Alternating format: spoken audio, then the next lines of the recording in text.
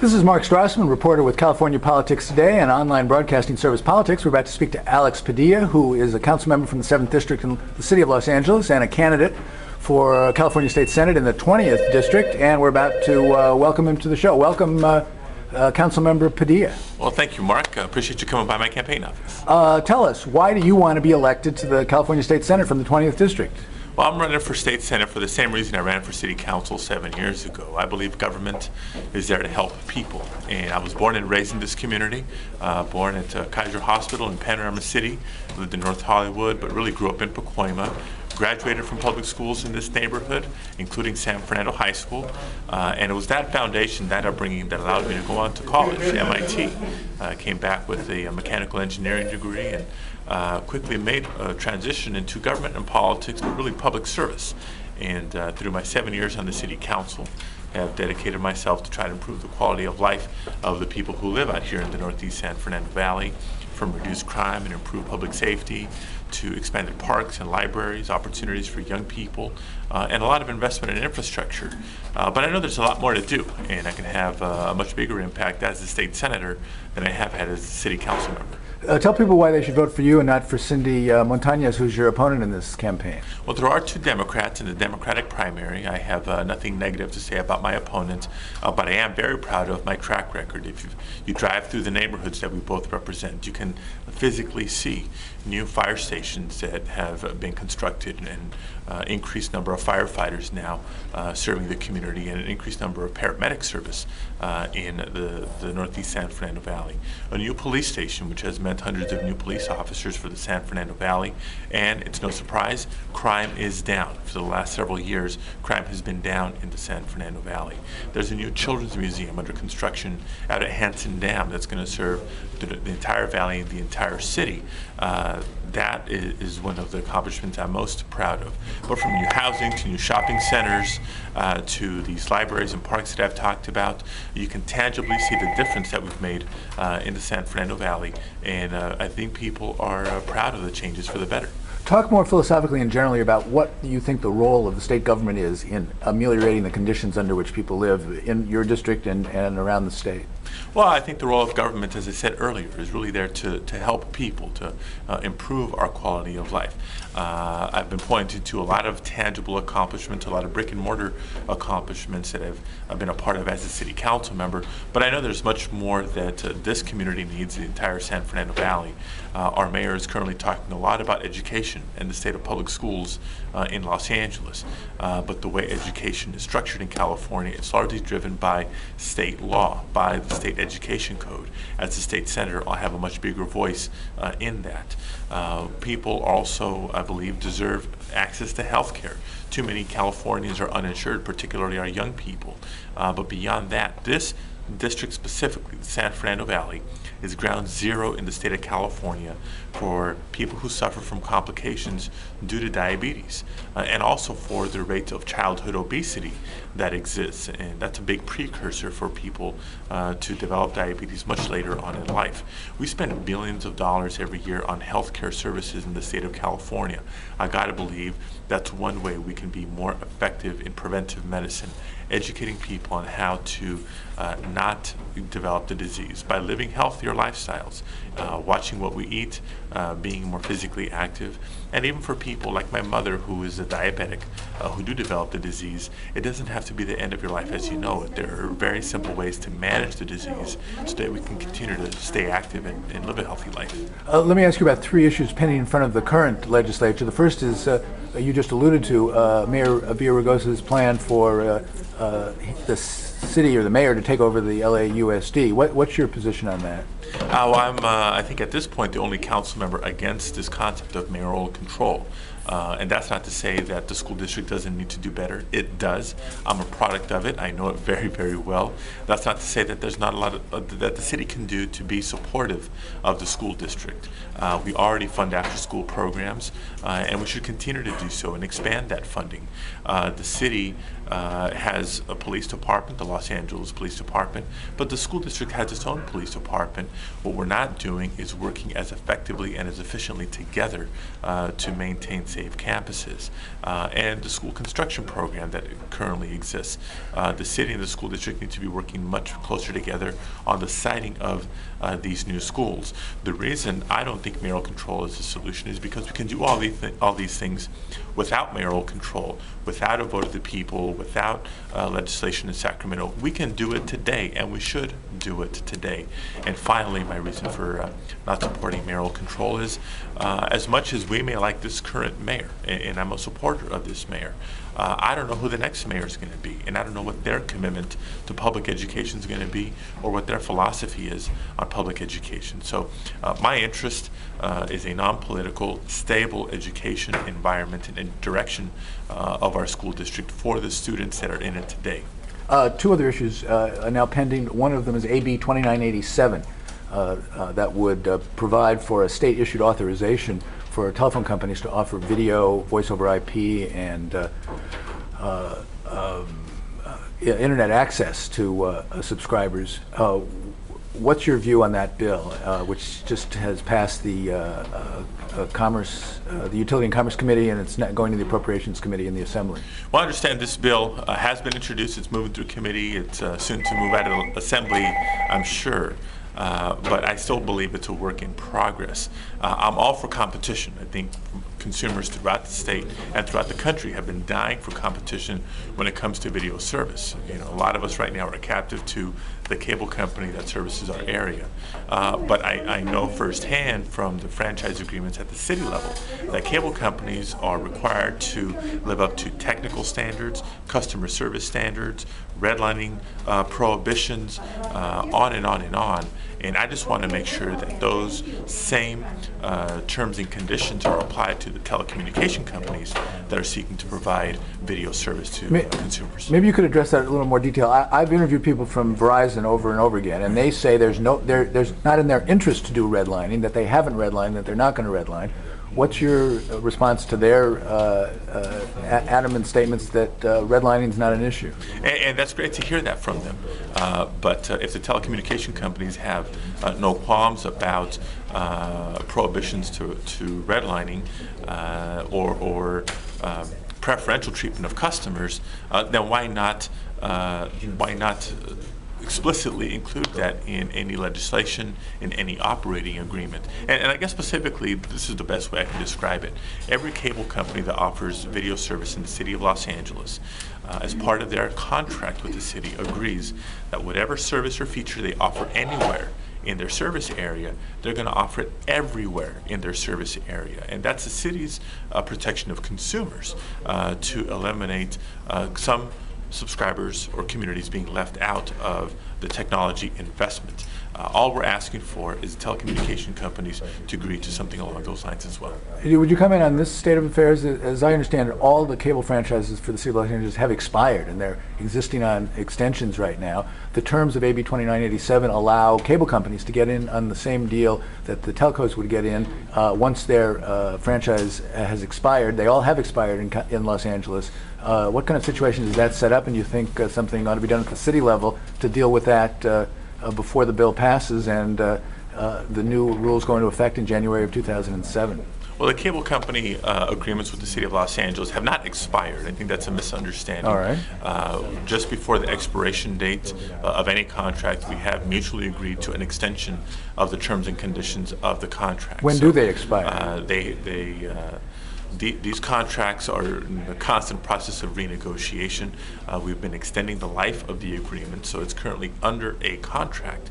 But again, what's more important here is the terms and conditions required by the city and agreed to by the cable companies. The real issue behind this bill is whether it's on the cable company side or the telecommunications side, video service providers in California should go to local governments for these agreements, or whether they should be allowed to be given an agreement by the state government of California to service the entire state of California. Whether it's a local government like a city or a county or the state government issuing these agreements, my interest is as consumers and making sure that the technical and legal standards are set and abided by, but most importantly, the customer service standards and protections that have come to be expected by subscribers to video service. One last question on cable television. One of the requirements that the local franchises include are requirements for funding of public access programming. And the public access community has been generally opposed to AB 2987.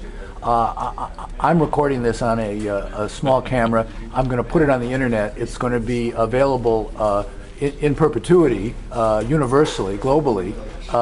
And I'm wondering why these agencies of government or the society generally doesn't just spread more of these cameras around instead of spending a lot of money for public access facilities that are antiquated, bureaucratic, and run a show once on an obscure channel that no one ever sees. Well, it'd be great to have your voice in the Los Angeles City Council, Marc, to help enlighten some of my colleagues about this. There's going to be you're suggesting something that I've been advocating for a while.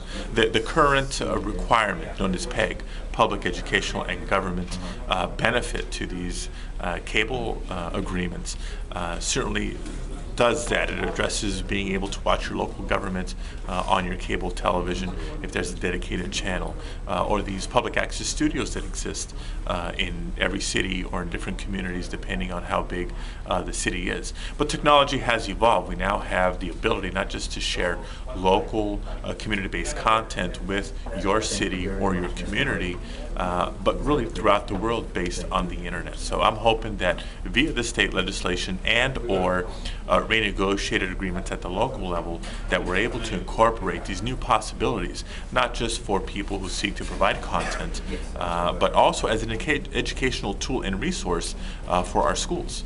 One more pending issue, and then I want to talk about the campaign. Paul Koretz, I interviewed him last week about his Assembly Joint Resolution 39 that calls on the California legislature to call for the impeachment of President Bush and Vice President Cheney for various crimes alleged in the resolution. What's your view? If you were in there now, would you vote for that? Do you support that measure in the California legislature?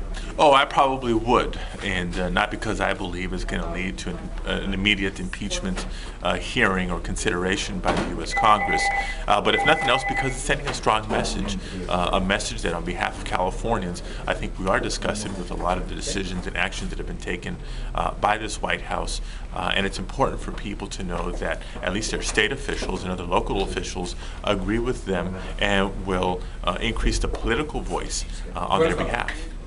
How much money have you raised for this campaign so far? We've raised more than $1 million for this campaign. It sounds like a lot of money, and it is a lot of money to raise at increments of $3,000 or less. But first of all, I'm warmed by the level of support that I have in this campaign, and feel that this amount of money has been necessary because it's a big district, a population of just less than 1 million, more than 135,000 registered Democrats alone, more than 40,000 declined to state voters. That's a lot of voters that I'm reaching out to, and every time we print a brochure, a simple brochure to mail to that many households, that's an expensive proposition.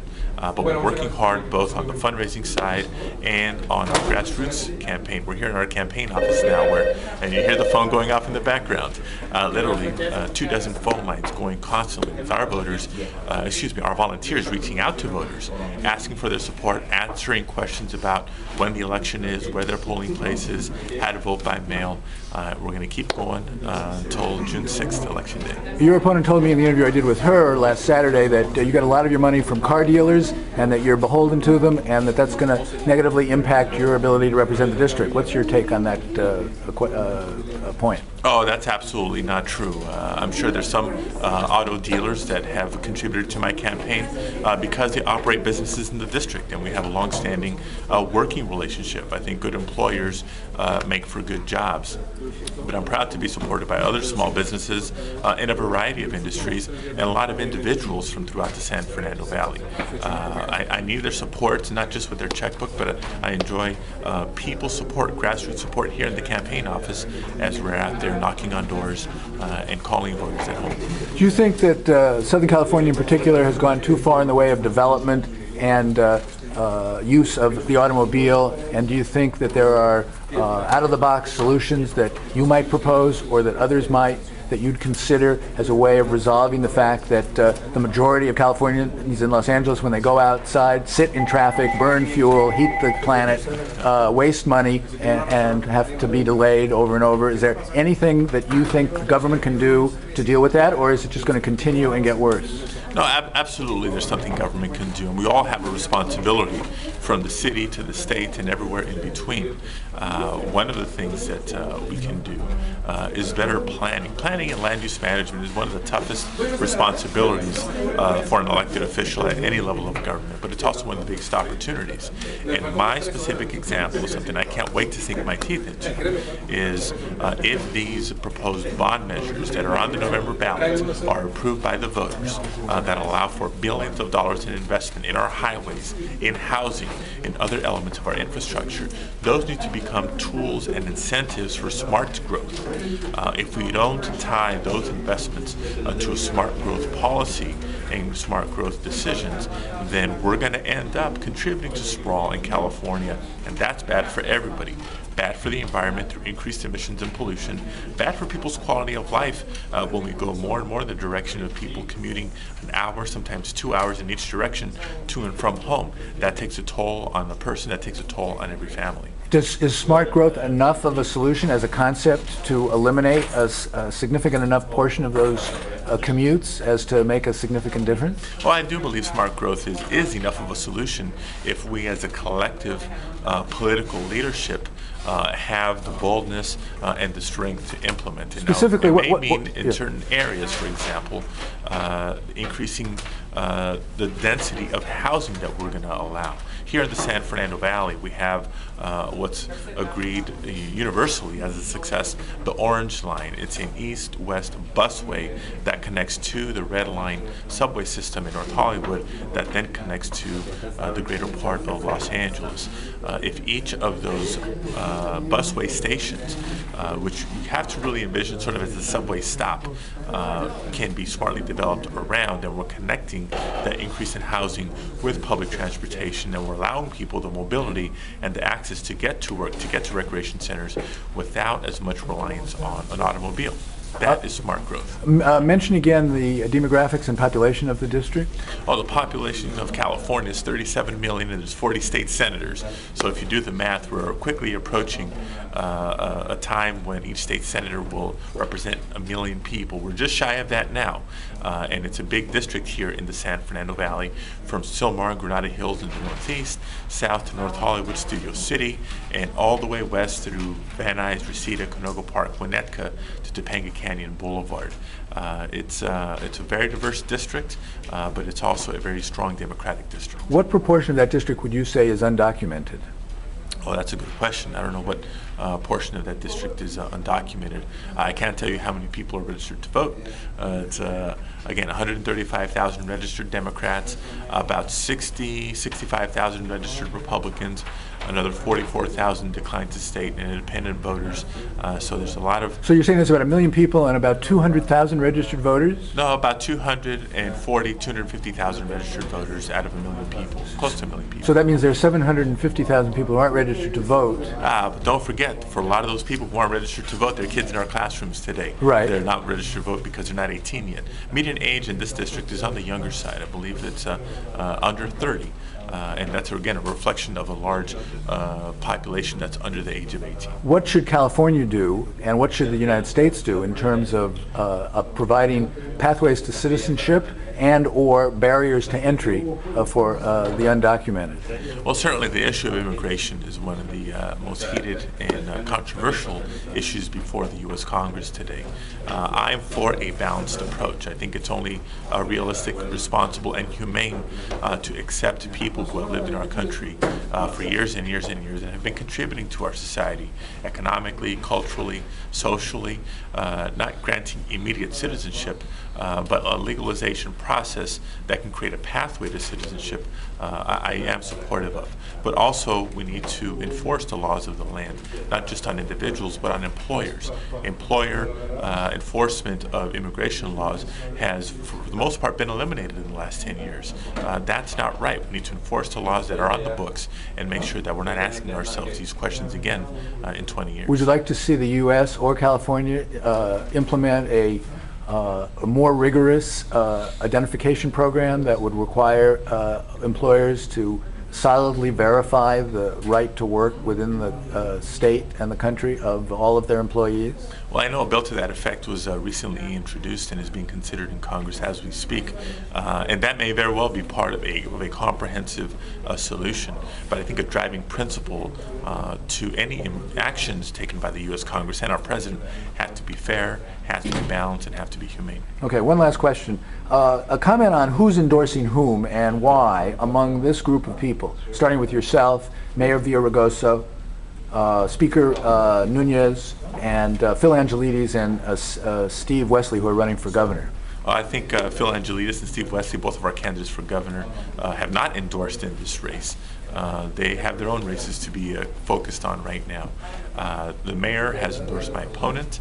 I enjoy the endorsement and the strong support of our two U.S. senators, Barbara Boxer and Dianne Feinstein, our local congressman, Howard Berman, our local county supervisor, Zeb Yaroslavsky, a supermajority of our 15-member city council here in Los Angeles, and thousands upon thousands of voters in the district, many of who are here as volunteers on my campaign. Wrap up by telling the people watching this why they ought to vote for you on June 6th to represent them in the 20th Senatorial District. Okay, well, I've been honored to serve as a representative of the 7th Council District for almost 7 years now, and I hope I've lived up to the expectations and the confidence placed in me by the people of the San Fernando Valley.